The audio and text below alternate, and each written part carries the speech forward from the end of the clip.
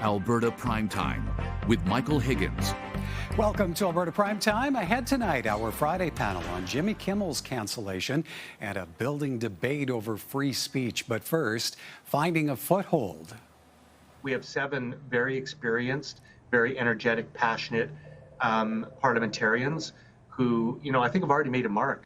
Don Davies, ahead of this week's resumption of Parliament and a busy time for the federal NDP as the party launches the race to replace Jagmeet Singh after the party was reduced to 7 seats in the April election, a leadership race that will be voted on in March of next year. And joining us now, Edmonton Strathcona MP, Heather McPherson. Ms. McPherson, good to see you. Welcome back.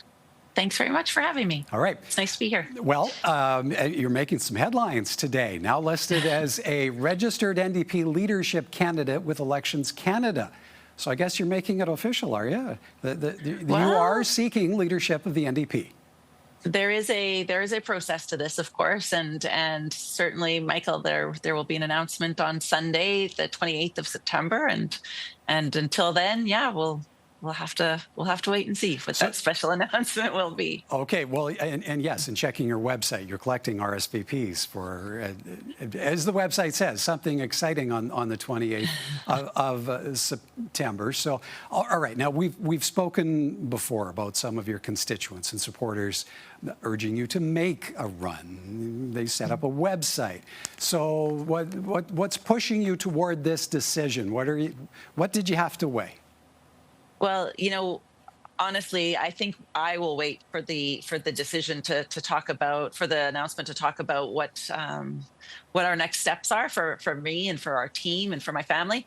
But I will say that I'm excited about the opportunity for the New Democratic Party to re-envision what our party means.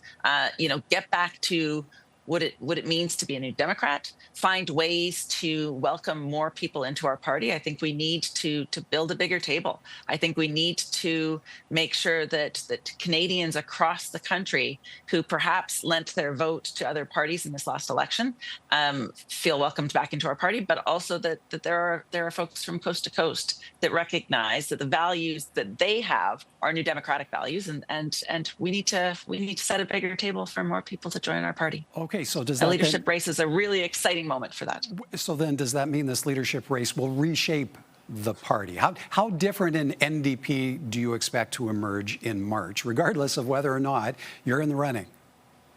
Yeah, I think for us, for the vision that I think I have for the New Democratic Party is that we really do need to connect with everyday Canadians, and we need to connect with Canadians where they are.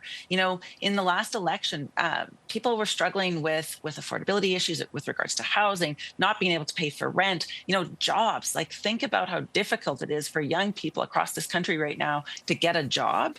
That has to be the focus of our efforts to rebuild our party. We have to be talking to workers now more than ever. We see a very right-leaning Liberal Party right now.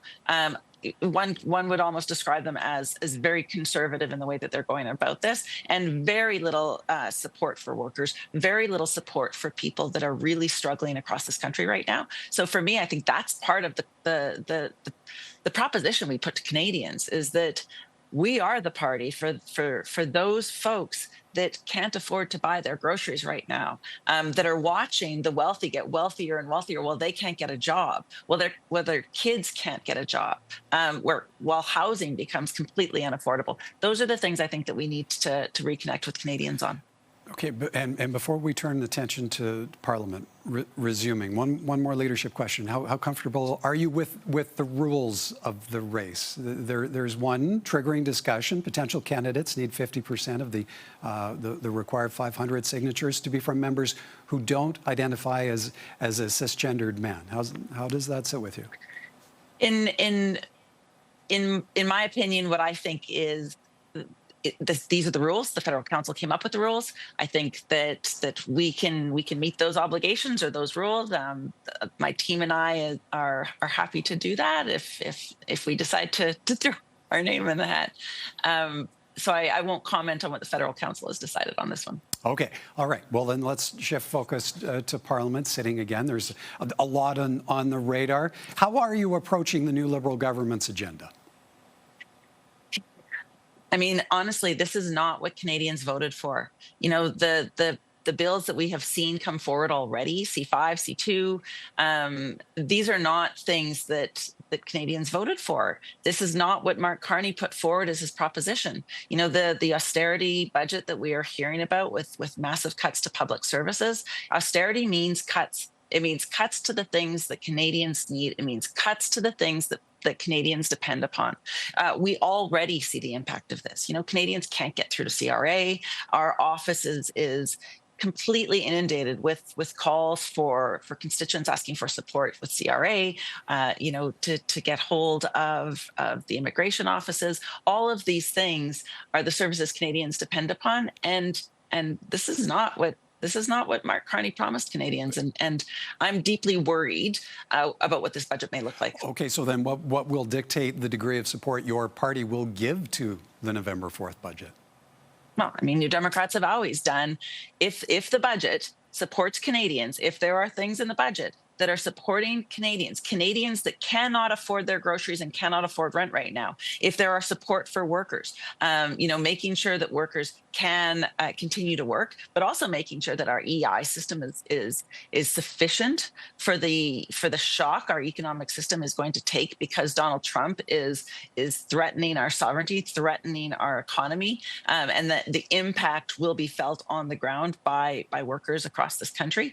If there are things in the budget that can support that, then perhaps. But what we are hearing right now, 15% cuts to the services that Canadians depend upon, at a time when Canadians can't find a doctor, where they can't get they can't see a specialist, they can't get hip and knee replacement surgeries, at a time when the federal government is talking about investing 5% in defense, which was another thing that this prime minister did not run on in April. You know, that's 3 times the amount of dollars that we send to the provinces for healthcare. And I think for most Canadians, we need to fix the healthcare system. We need to fix the affordability crisis, and we need to be protecting workers to make sure that if a recession happens, if the hits keep coming because Donald Trump continues to attack Canada's economy, that those workers are protected. All right. Afraid we're out of time. We have to leave it there.